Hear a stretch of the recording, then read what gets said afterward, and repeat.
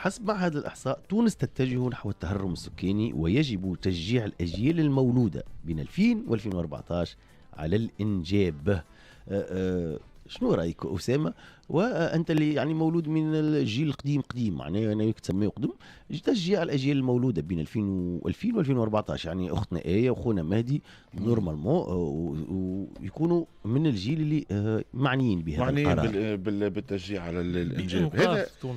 هذا يعني زوز حاجات. يعني اللي احنا ديجا دخلنا في التهرم، معناها احنا أنا جيل 1900 و80 احنا الهرم هرم المجتمع سي بون، دخلنا في الشيخوخه، والعمد على الاجيال القادمه هذوما 2000 2015 2014 اللي لازمنا نشجعوهم الساعه على العرس وبعد نشجعوهم على الانجاب.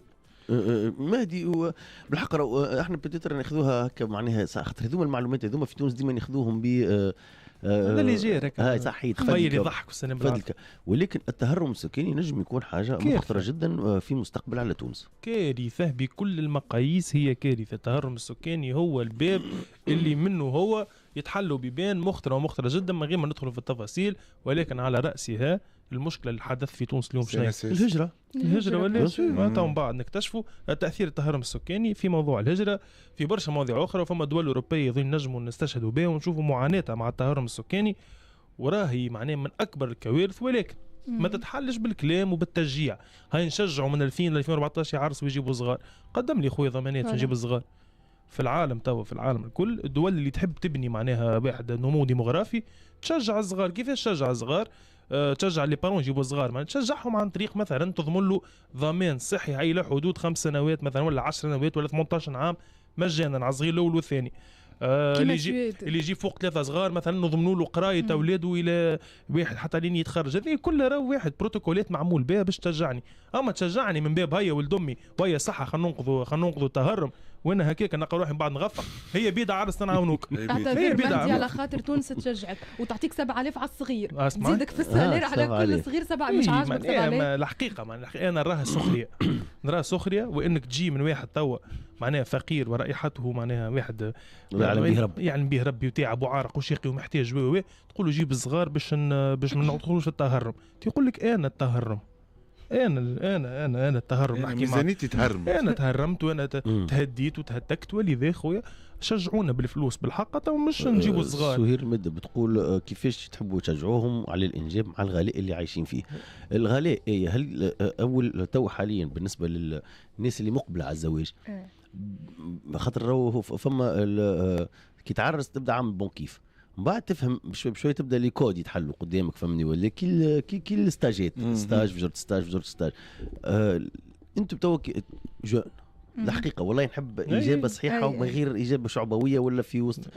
يعني انت كي تخمم في العرس هل تخمم في الصغار وتخمم في مصروف الصغار ولا تقول لي خلينا نعرس الساعه ومن بعد من حياة؟ احنا العرس في حد ذاته بالنسبه لنا مسؤوليه ماديه كبيره مانيش عارفين كيفاش نجاريوها. معناتها كيما قال اسامه قال لازمنا نشجعوهم الساعه على العرس خاطر العرس كارتباط ولا يمثل معناتها مشكله بالنسبه للجينيراسيون جدد خاطر في مسؤوليه كبيره. ولا يقول لك انا وحدي اخويا انت مرمى دمينا معايا عائله ماهوش بالساهل. دونك المشكله الماديه هي اساس التراجع انا بالنسبه لي نتاع الانجاب عند الكبار ولا عند الصغار. ولكن اكثر حاجه غريبه نحسها في تونس ما نعرفش هل انتم توافقوني ولا انه بلاد على ابواب معناها مشكله تهرم سكاني اي كوميم اللي جون اللي فيها كل ما يخدموش. هذا مش غريب يعني من المفروض البلدان اللي عندها تهرم سكاني يكونوا لي جون الكل يخدموا ويحلوا ببال الانتدابات الخارجيه، وهذا اللي صار في الاوروب وهذا اللي صار في بلدان غيرها. اما احنا متى عندنا تهرم سكاني وبطاله الدول اللي دقيقه برك خلينا معهد الاحصاء زاد توقع انخفاض النمو الديموغرافي في تونس الى مستويات ضعيفه وضعيفه جدا جدا جدا. يقول لي المخرج يقول لي بحلول سنه 2050 مش باش تلقى قسم اولى ابتدائي. وارد. فقط خنزيدوا حاجه زاد الى جانب غلاء الاسعار والى جانب معناها انعدام الاعانات للانجاب، لانه احنا تونس مشينا نراو في تحديد النسل من الاول من ايام برقي ملي تونس فازوا 2 ملايين وكان توجه الدوله انه لا ما تجيبوش برشا صغار. فقط فما حاجه مهمه اللي حاجتين اخرين اللي هو معدل الخصوبه في تونس طايح ياسر عند المراه التونسيه. معناها المراه التونسيه تجيب عند الرجل اكثر من المراه. يا ولدي يهديكم مش قاعد نحكي في كلام مانيش نعم في هارتقه ولا كليماتيزور يتكلم بشر يحكي. معدل الخصوبه عند المراه طايح ومعدل الخصوبه عند الرجل طايح. عنده زوز. انت بديت بالمراه نتاعها حبيت لا خاطر فما دراسه اللي هبطت في قارنوا فيها المراه التونسيه بالمراه نتاع معناها الافريقيه جنوب الصحراء.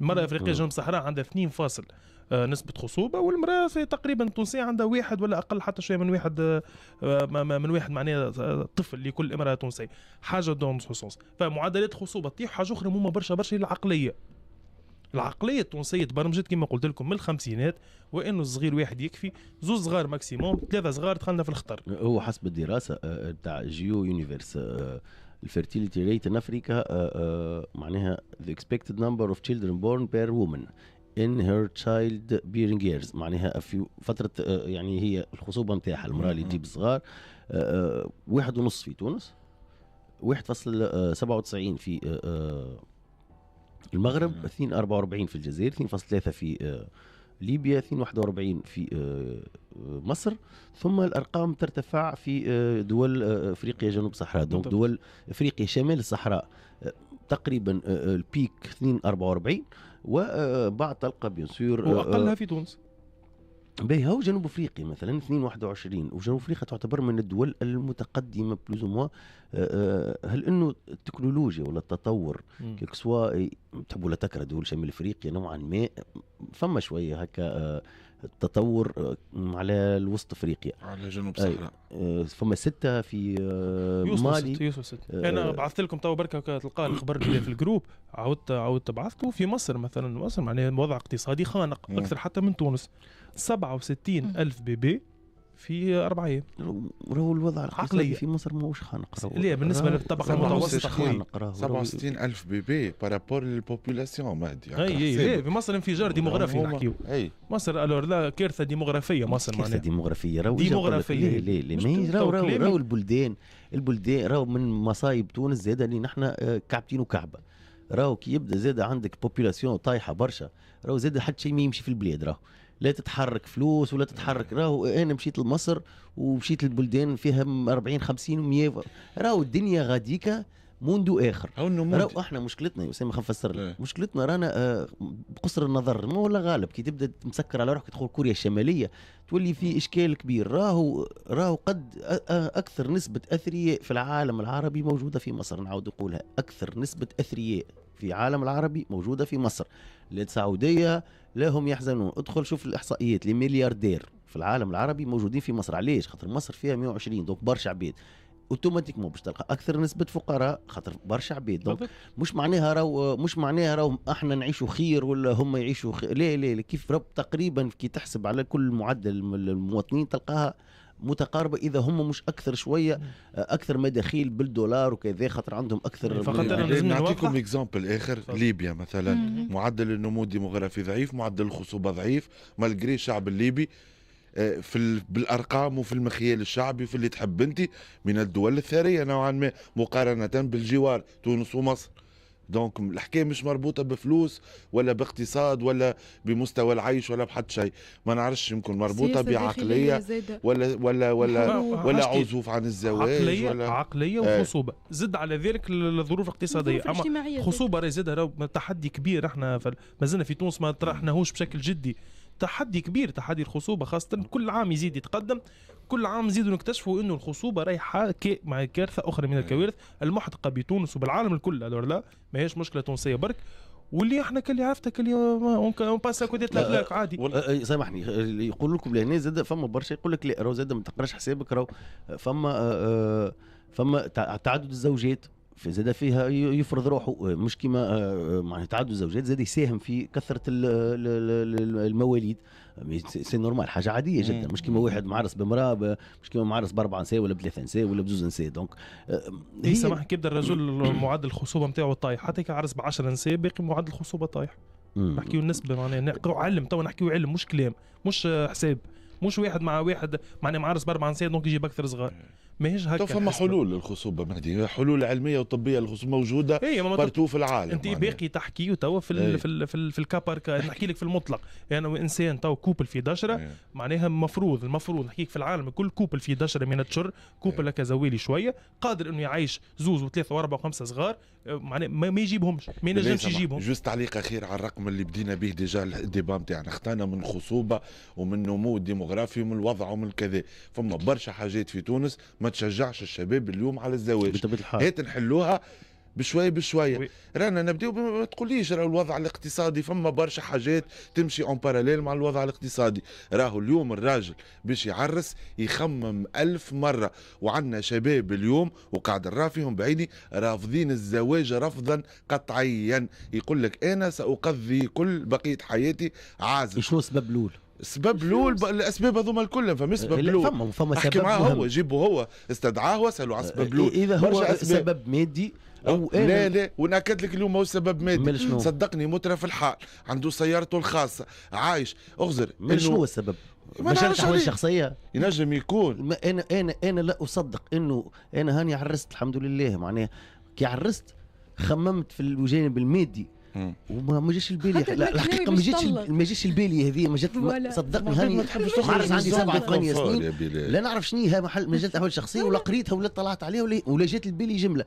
انا كي تجي تقول لي انا قبل ما نعرس مراه ولا راجل نخمم في مجال التحويل الشخصيه، فيا صديقي ما تعرسش بالحق، ما تعرسش. مراه تقول لك انا نعرس نخمم في الطلاق، وراجل يخمم قبل ما يعرس يقول والله انا كان نطلق، ما تعرسش خير، ما تعرسش وكا هو فك عليك ما دام انت مش تحط راسك على المخده في الليل راقد تخمم نطلق، وكان مش نطلق قداش بتعطيني نفقه، وهو هي تقول لك كان نطلق هو قداش ناخذ منه نفقه، وتولي ندخلوا فك يا اخي داخلين على عركه يا ولدي. برا عرس اعمل لي فمي وشيخ واعمل جو. كي قاعد يرى في الشيء هذا على عينيه ما لا بدل خلطك مش 4 يا بليل شوف الارقام، قاعد ترى في الارقام نفس الارقام عام 70. الارقام عام 70 في الطلاق اكثر. يرجع بالاحصائيه ناوي باش نفس تعرف سامحني ودي شبيك صديقي فما 50,000 يطلقوا كل عام، فما 100,000 يعرسوا كل عام. عبيد قاعد ترى في حاجات غريبه. مش صحيح، لا سامحني، هذاك الانتوراج نتاعك وين تحط نفسك تصيبها صديقي. تحب انت تلقى ولد حلال يا مدام، ولا باش نحكيو باللغه الشعبيه، تحب تلقى ولد حلال ولا بنت حلال، تعرف وين تلقاه ولد حلال ولا بنت الحلال، داكوردو. تحب تلقى يا مدام، ولا تحب تلقى وحيد فهمني، ولا منك الجماعه، ولا تلقى وحيد. كيف تحط نفسك في بلايص بليل. عباره قلت للعباد اللي طلقوا راك خذيت بنت لا انت مش صحيح على الاقل احترم العباد اللي عاشوا. قلت لي انت العباد خايفه، العباد ولات خايف. اللي خايف يديرها في المحاكم معبيه يا بلال. كيفاش شو الانتوراج بلال؟ ها فما اصدقاء كل يوم. اسمعني اعطيني كلمه. انت كل يوم فما كل يوم صديق. تفضل. كل يوم طلاق، كل يوم فما صديق. لا فما انخفاض في نسب الزواج، فما اكثر، ونحتاج بالواحد. هل من الطبيعي انه واحد ماشي يكتب في صديق وقاعد يخمم في الطلاق؟ معني هل هذا انت مثلا في زيجتك الاولى ولا الثانيه كنت تخزر الطلاق؟ معني انت ماشي باش تخطب ولا ماشي باش تتقدم؟ هذيك جيت نخمم هكا ما نعاودش نعرس. هنا تستنى ساعه تبدوش تهزوا وتصبتوا واحده تحدي تهزوا وتصبتوا. اسامه سامحني ارزنوا يا اخي، عندك ولاد حومتك 4 من الناس مطلقين. اي معناها هنا عندي هكا قدش على راسي، انا اصحابي مطلقين. عندكم الحق بالراس، معناها صييت عندكم الحق والله سيفري يا اسامه. اي والله صحيح يا اسامه. صحيح يا اسامه، صحيح كلامي صحيح. مالش اي كلامي اقعد مع 10 معرسين، ما تقعد مع 10 مطلقين او يقول لك العرس باهي. يزي صلي على النبي. كيفاش تسقط؟ كيفاش واحد بالسيف يحب يفرض اراء نتاع؟ معناها انا والله خاطر عندي 3 انت تحب تفرض رايك. مش ليه انت انا بالنسبه قاعد نناقش فيك دوسمون واحده انت بالنسبه ليك ونسير فيك بشوي. الناس تشوف الناس مطلقه، المحاكم معبيه هكا، هو يسيب علينا. هي كل يوم البلديات معبيه بالعروسات. ما هو انت كي تعطي انا نحب نعطيك ريزولتا. كلامك اقنع الشباب انه يعرس. اقنع الشباب انه يعرس يا صديقي. اقنعت الشباب انه يعرس. اللي يحب يعرس مش يستنى فيه باش اقنعتهم انت توا على الاخر. كي قلت لهم راهو غلط وبدل انتوراج. ادي نعيشوا في مجتمع. ما تبدلوش. ادي نعيشوا في مجتمع. ما تبدلوش. الشاب يبدل انتوراج 4-5 مرات في العام. ما تبدلوش. انا ندعو الناس ما تبدلش انتوراج. ادي يقعد في قهوه. نقعد فين نحب انت، ونقعد في بلايص. اقعد في قهوه اسال اعمل ايشانتيون كما يعملوا شركات صبر الاراء. خذ 4 ولا 5 6 رجال هكا بعشوائيه، بطريقه عشوائيه، واسالهم نقول لهم شوف شكون فيهم كلهم مطلقين وكلهم يخافوا من العرس خاطر باش يطلقوا. سؤال سالتك انا، هل سالت معناها يخافوا بالطلاق؟ يا ودي يخافوا من مسؤوليات الزواج بمختلف.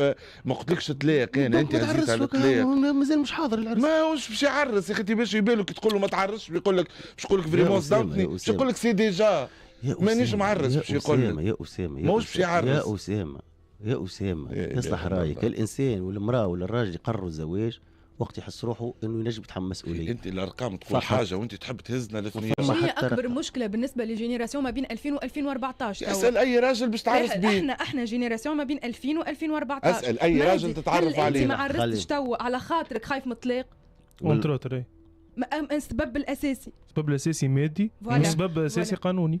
نقول لك حاجه، انا بالنسبه لي يا ريت كي تخدمهم الجينيراسيون من 2000 و2014 تو تشوف قداش نسبه الزواج وقداش نسبه الانتاج معناتها الانجاب باش تطلع. كي نحكيو على من 2000 و2014 ما يفوتوش عامين اكسبيريونس في السي في نتاعهم بليل. كي تخمم في الطلاق بالعرس ما تعرسش كيك سوا راجل ولا امراه، راه سيب عليك. دونك بالحق عباره انت قلت العبد كي جاي حل مشروع تقول له كان تخمم في الخساره ما تحلش مشروع. من 50% من اسباب عدم فتح المشاريع الخوف من الخساره. تجي اليوم باش تحل مشروع تسال اي واحد اي واحد يعرضك في الحوض قول له سلام باش تحل مشروع، رد بالك الامور مش ستابل. رد بالك رد بالك يا اخي سي نورمال. هو باش يلقى الناس الكل تنصح فيه تقول له رد بالك باش تعرف تنقف في روحك. تو اللي قلته وين هذاك هو اللي يتنقف في روحك. الريسك يا ودي انا حكيت على الريسك ما حكيتش على الطلاق، حكيت على اللي ريسك نتاع الزواج. الريسك نتاع الزواج اليوم هو بالنسبه ليه الشاب راهو ديما حاط 50-50. يا اخي تجي اليوم تحب بكلمتين تقنعه تقول له اي والله مريقل الزواج ومبدل انتوراجك ودرا شنو هو حاط 50-50. يا اسامه انا لهنا مانيش نقول. يا اخي الشاب اليوم يقول لك انا نحط 40 نحط 50 مليون. يقول لك انا راني باش نحط 50 مليون في الزواج. اسكو باش نحطهم في مشروع مربح ولا فما ريسك؟ فما برشا ريسك. دونك هو يخاف، دونك هو يحسبها، دونك هو يخدم بالطبيعه. مش باش يعرس اخي تقول تعاود لي فيها ما تعرس. اللي يحب يعرس حتى بمليون يعرس 50 مقتنع. اخزر الانسان يلقى الانسان اللي كيفه وانسان يحب يعمل عائله وانسان مستقر في حالته النفسيه وفي حالته الماديه راهو باش يمشي يعرس. الانسان اللي ولا المراه ولا الراجل اللي باش يدخل باش يطلق وداخل يخمم في طليق، انا ننصحك من المنبر هذا كمل هكاك سيب عليك. لانه الزواج اذا باش تبدا كيك سوا راجل ولا امراه داخل من الاول على الطلاق راهو ماهوش زواج. انا قلت صلحوا برشا حاجات باش الشباب يغير فكرته عن مؤسسه الزواج. غيروا حاولوا انت تجي تقول له اش تنصح فيه، انا نقول لهم غيروا وانت تقول له ما تعرسش. شنو هي هذه نصيحه تنصح فيها للشباب؟ ما تعرسش اقعد ما تعرسش. بيان سور اذا ناوي على الطلاق علاش باش تعرس؟ هذه ماهوش ناوي يا اخي.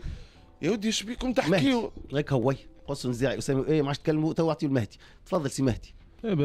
كلامكم معناها فيه وعليه الحقيقه استنفعت ياسر بالنقاش نتاعكم. يسعفي يحكي من منطلق معناها حاجات عاشهم وبلال يحكي من منطلق حاجات عاشهم. لا مش في شخصك، مش في شخص، حاجات خبرتهم معناها في المجتمع. انا في بلال شاف فيه المطلق وفيه اللي يعرس وفيه الفرحان وفيه الحزين وفيه الناس. انا عن نفسي معناها مؤسسه الزواج في تونس كان نحكيو زعما كلام رقي شويه. مؤسسه الزواج في تونس احكي كشاب تونسي خليه عاد خليه يتكلم عاد خليه يكمل. انا قلت له اعطيته ونديس تاع عندي كالجانب الاكاديمي شويه من بعد نحكي كشاب تونسي. مؤسسه الزواج في تونس اثبتت برشا مشاكل باش ما نقولوش فشل، فيها برشا مشاكل خاصه على المستوى القانوني والصياغه القانونيه وكذا. زد على ذلك مؤسسه الزواج فيها برشا مشاكل على المستوى الاجتماعي اللي هي حاجات خاطيه. ذي العقليه خاطيه معناها طلاق وما طلاق.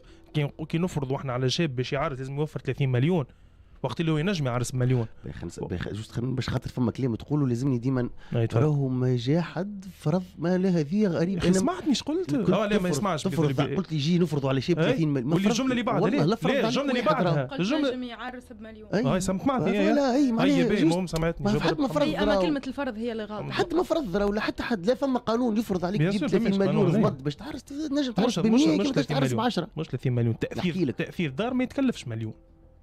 تقول لي نبدا مع بعضنا من الصفر موضوع اخر، اما التاثير دار يتكلف برشا فلوس. حد ما اجبرك هذاك موضوع اخر. صحيح. قلت انا وقت اللي مجتمع يفرض عليك 30 و40 و50 مليون باش تعرس، وقت اللي تنجم تعرس بمليون، هذا اسمه فشل مؤسسه الزواج. هذا يقود شباب انه ما يعرسش. علاش؟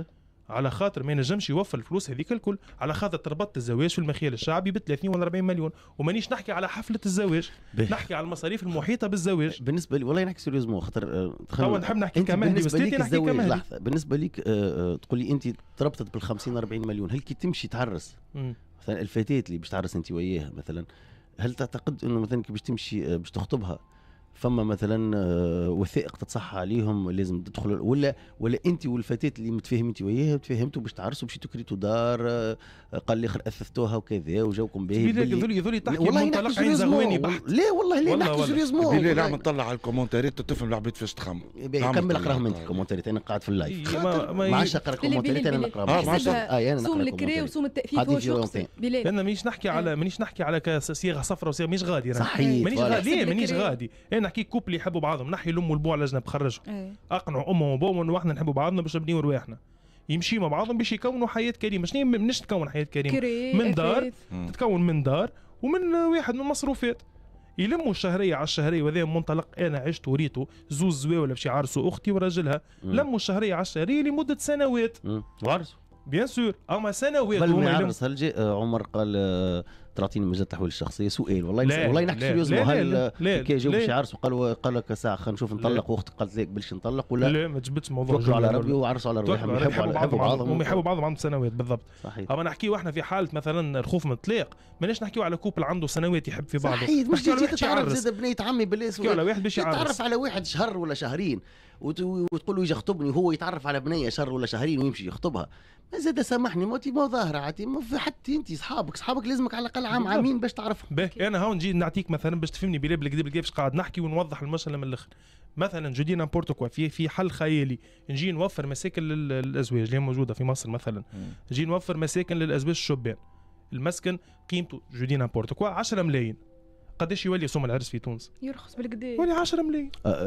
جهاد البريد صديقنا يقول العائله باش تتكون لازمها مسكن ودخل قار، تحل هذم الزوز تو الناس كل تصبح تعرس. مشكلتنا في المسكن، انا نحكي غير الدخل القار، كي الالكتروميناجي سوم يطلع برشا، دخل القار اهم حاجه. اذا ما عندكش دخل قار اصلا ما نجموش نحكيو على عبد قادر انه يتحمل مسؤوليه. نفرضوا يا سيدي عندكم دخل قار انت وزوجتك في حدود 2000 3000 دينار، برا كون لي دار. غربي خالد يقول العرف والعاهات والتقاليد العادات، العرف والعادات، هو يقول سميها عاهات والتقاليد ورضايه الوالدين اقوى من القانون. والله انا بالنسبه لي انا رايي العائلات اللي ترمي روحها في المتاهات هذيا، الراجل ولا المراه اللي تخلي عائلتها يبداوا يفصلوا ويقصوا، فسامحني والله العظيم راك قاعد في ثنيه غالطه برشا يا ودي. راي هذه حياتك الخاصه انت وزوجتك، برا امشيوا سطروها وحدكم، فما حاجات فهموا فيها وحدكم. زاد تجيك والدتك من بعد تقول لك هذوما الاسباب اللي ما تحسبش، تجي والدتك تقول لك ما نرضاش عليك كما. والله محمد اسامه صديقنا كان في جاي اعطاني كلمه في طنبك الموضوع كنت باش نحكي لكم فيه بعد الفاصل. هل الشيء اللي نراو فيه على الانستغرام والشيء اللي نراو فيه في مواقع التواصل الاجتماعي والحياة العائلية اللي ولات مفضوحة، والطلاق اللي وروتور، وهذا طلق وعاود عرس والاخرى عرست والاخرى طلقت والاخر حل بيت نومه للناس والاخر يوري في كيفاش ياكل هو مرته والاخرى ورات كيفاش هي وراجلها مشاو. هل هذا حاجة من الحاجات اللي تساهم في العزوف عن الزواج؟ نعم ام لا؟ التهرم السكاني واللي بشوي بشويه هزنا الاثنية. علاش الشباب رافض كيكسوارا كي يقولوا الشباب مش الرجال فقط، الاناث والذكور علاش رافضين الزواج؟ اختلفت الاراء في البلاتو، بين اللي يقول يخافوا من الطلاق وبين اللي يقول امور ماديه. الاصدقاء لهنا ناخذوا شويه اراء قبل ما نكملوا، مش قبل ما نكملوا نقاشنا. يقول لك محمد اسامه من الاخر العائله باش تتكون يلزم الانستغرام يتم حجبه. عزيز القادر يقول عادي تنجم تعمل دار كي تخدم وتتعب. عمري 32 سنه كملت داري والحمد لله ونخدم بشهريتي. عمر الزواغي يقول مردود العصبين في تراجع لازم يطلعوا النيفو.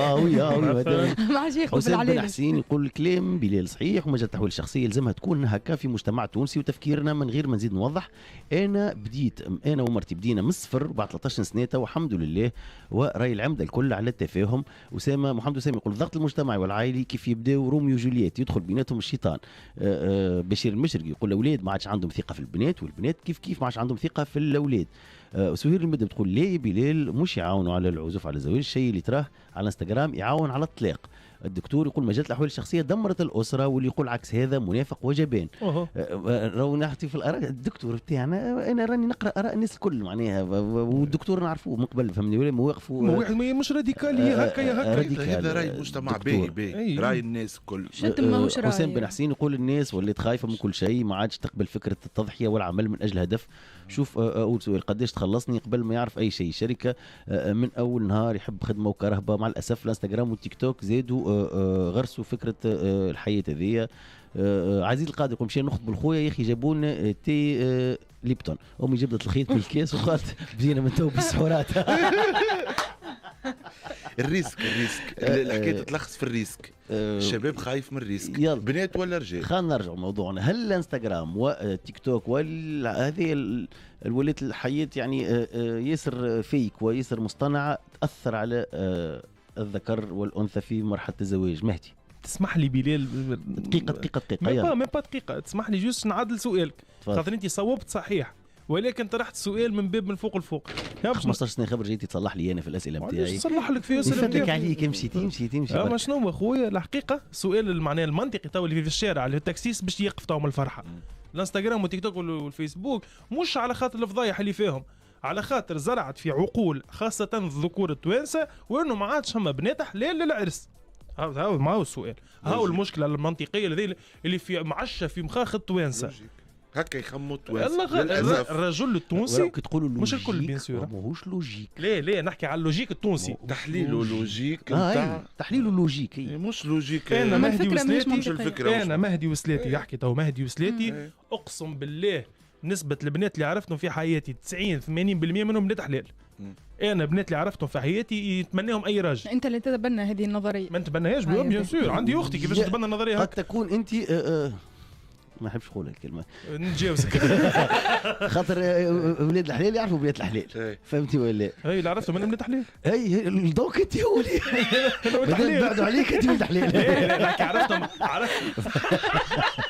حتى كاصدقاء. عرفنا شكون اللي ولد الحلال فيكم. لا سي تري امبورطون. كان نطرحوا السؤال هذا حتى في الشارع. خاطر بالمنطق راهو كي تكون انت ولد حلال وتبعد عليك ما ينجم يكون دحليل تكون هي بنت حلال وتبعد عليك، فانت ولد حلال ومانيش حاضر. قول له ما هما اللي بعدوا انا اللي بعد.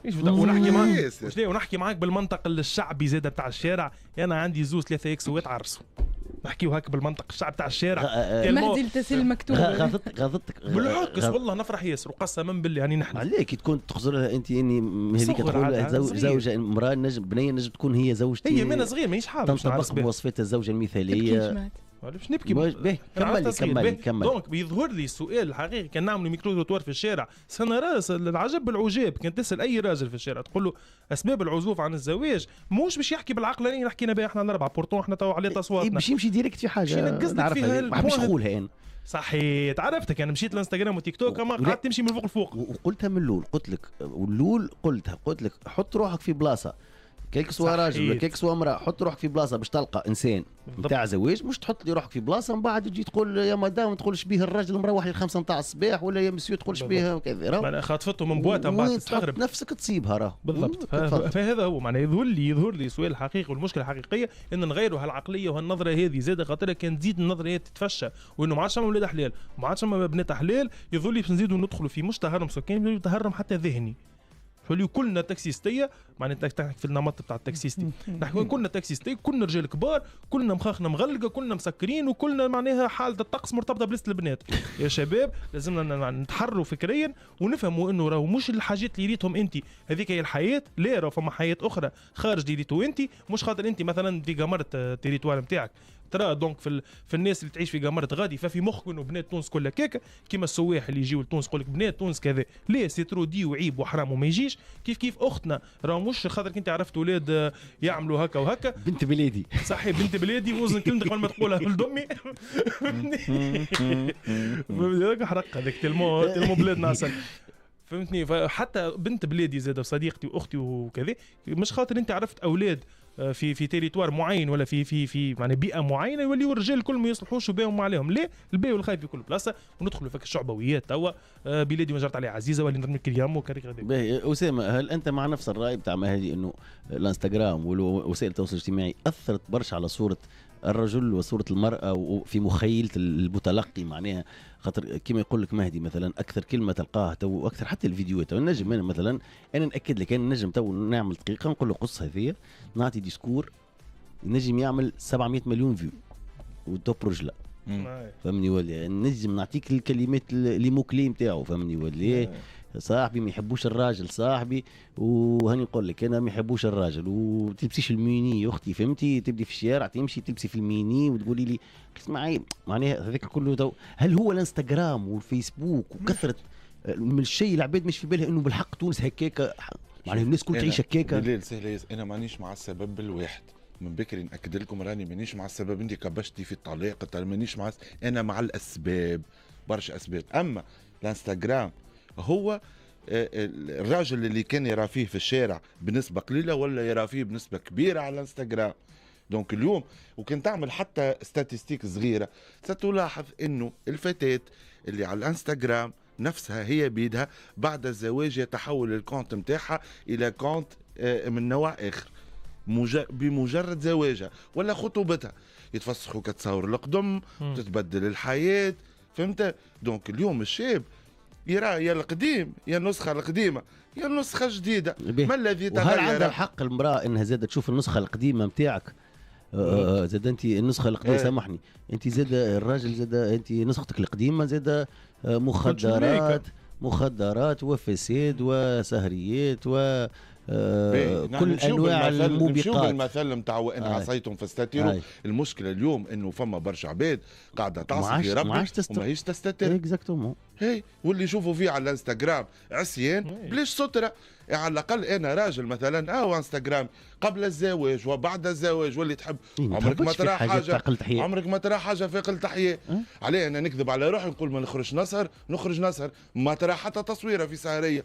اليوم البنات ستوريات في سهريه تصور في سهريه تصور بالقفاء يعني شنو معناه وتحبوا الشباب يعرس. هي مسؤوليه يا سعد هل هذه الصور لحظه برك سامح هل هذه الصور تجعل منها غير مؤهله للزواج؟ هذه الصور تجعل الشاب يخمم 1000 مره قبل الزواج يخمم. اما هي تنجم مش معناها شاب صحيح لا مش معناها شاب صحيح ومش معناها هي صحيحه زاد. الآراء الزوز شنو رايك فيهم؟ انا الحقيقه فكرتي ضد ارائكم الزوز. معناتها انا واحده من الناس لا اتاثر بالانستغرام في اختياراتي لزوجي ونرى انه الزوج اللي يتاثر بالانستغرام غير مؤهل للزواج. بالنسبه لي انا اذا كان هو شخص ذكر يتاثر بالانستغرام وبالنسبه لي الانستغرام هذاك هو اللي يعكس ولا يحلل معناتها المجتمع التونسي ولا المراه ولا الرجل كيف بالنسبه لي هو انسان ناقص نضج ناقص اختلاط حقيقي بالمجتمع الحقيقي وهو بالحق انسان عايش في حاجه معناتها ماهيش حقيقيه وهو اصلا ليس معناتها مؤهل للزواج. خلينا نتفاعل معك به زاد انت كي تقول لي هكا زاد مش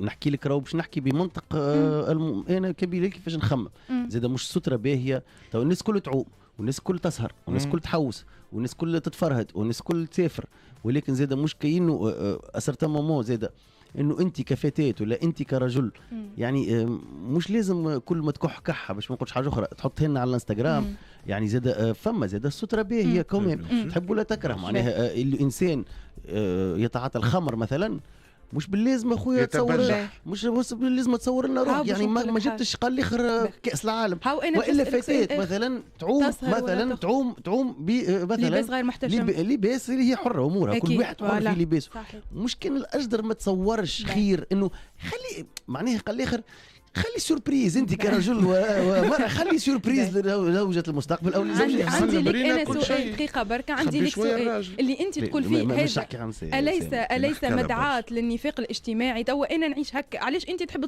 ترى صورة اخرى؟ توا انا في حياتي نخرج ونسهر ونلبس هكا علاش انت مطالب مني اني انت تراني في ايماج انا مستترة كان امرأة والا انا من الجامع ما نخرجش كان راجل؟ هو الانسان مش مستترة لا فهمتي بالغلط لا اذا كان انا عصيتم فاستتروا انا رجل نقول لك نحكي لك انا بيلك كان ما يجيش متزوج مثلا انا كبيلك كان ما يجيش متزوج انا نحل الانستغرام نحكي لك على روحي انا كبلال راني نلقى واحده مهبطه ستوري بلباس معين في البحر راني مش نسكرولي ونتعدى ولا تعني لي شيء، كي مش نلقى واحده متحجبه ومصوره روحها في الجامعه تصلي باش نسكرول، والله لا يعني لي زوج شيء. علاش؟ على خاطر بالنسبه لي انا ماهوش روبير، نجم ناخذ وانا نعمل. هذا هو التفكير السوي والعادي والطبيعي واللي لازم يكون. انت راهو في اختياراتك لازمك تختار العبد اللي يعجبك كما هو. كان هو طفل سهر ويخرج ويعمل في الموبقات وقاعد ينشر فيها ومش مستتر، انت من الاول اخترتوا هكيكا ترضى بها هكيكا وانت حر. اذا انت هذا النوع ولا هذا الموديل ما يعجبكش ما تختاروش من الاول وبرا امشي شوف الراجل اللي يناسب معاييرك. كان انت امراه مثلا، كان انت راجل فكس على امراه مستتره، امشي من الاول خذ امراه مستتره في انستغرام وفي الواقع. كان انت راجل ما عندكش مشكله معناها مع لباسها ولا مع خلطها ولا مع سهريتها من الاول في الانستغرام والا في الواقع. ما لازمكش تفصل. احنا فكره شبيهم في الانستغرام هكا وفي الواقع ليه راهو نفسه. ريت انا مثلا انا كيما في الانستغرام كيما في الدنيا. لا علاش انا في الدنيا مختلفه؟ لا انا نقول لك حاجه، انا الجوغ اللي كنت نمشي نترينا بتوب ونترينا بليجينغ كنت في الدنيا نخرج بتوب وليجينغ. الجوغ اللي انا بدلت هذا في الانستغرام فسختهم تصور هذوكم معناها للاسف. شو مثلا بالحق تو هو كلام ايه. علاش قبيله نعاود نرجع لك وسام، علاش قلت لك تقول لك انت من الاول اذا انت شفت شريك حياتك، نحكي ديما الراجل والمراه وما بينهم، اذا شريك حياتك من النوع اللي انت تخزر انه يهبط كل شيء وما على بالوش وما عندوش دي ليميت مثلا، ما تجينيش غدوه مصدوم زاده تقول تشبيه الراجل طلع هكا، ولا ما تجيش انت غدوه تشوف في تصاور وتشوف الدنيا وتشوف المود دو في نتاع اكس ولا زد ولا ايكغيك كيكا، وبعد كي تتزوج بها تتصدم شاف سيديها والله تغدرت هي صديقي مو زاد. تعرف المشكله بلال وخي كي ترجع تقرا على مدار التاريخ العرس ولا تو صعوبته فيش ومشكلته فيش انه وان شوت في تونس خاصه المحاوله واحده ضربه واحده يا تسيب يا تخيب. الورك الزواج على مدار التاريخ عمره ما كان ضربه واحده. الزواج شيء متعدد ومتبدل، والمراه لطف عليكم تموت والراجل يعاود يتزوج والراجل يتوفى ومرته تعاود تتزوج. قبل كانت حروبات وكانت ناس كنا عند احد تلاقي دخلت في واحد تخمم في المراه تموت. ليه تعاود حروبات لا نحكي زي مسكينه بنت الناس منطقي اكثر من طليق.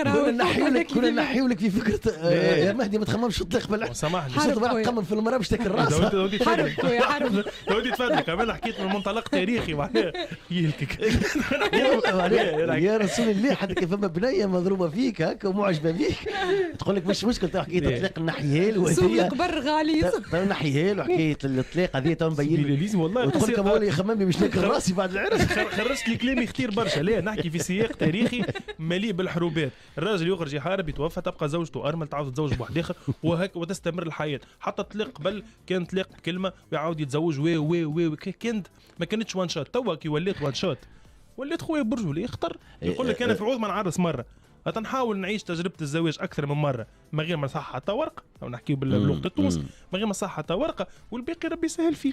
صديقنا محمد وسام يقول كان يقيلوها خالاتها وبنات خالاتها وصاحباتها تو تعرس تو تهنى. والله شوف زاد فيه صحيحه راهي نقول لك هو عرف واحده انفلونسابل. انا قدامي الطرفين يتاثروا بكلام الناس الكل. الراجل يتاثر بكلام. انا والله عندي اصدقاء معنا صديق للاسف اموره ما مشيتش هو زوجته بعد تقريبا 15 سنه زواج معناه صغار طلقوا. فوقت هو في البروسيدور نتاع الطلاق كي نقعدوا معاه يشجع فينا طلق بالحق يحكي في حكايه نتاع قلت له راهو نقول لك راهو مش معناه راهو انت فشلت راهو غيرك باش يفشل. انت نجحت نجم انت ناجح غيرك يعني ديما نحاولوا. اني قلت لك وين تحط نفسك تصيب هالموضوع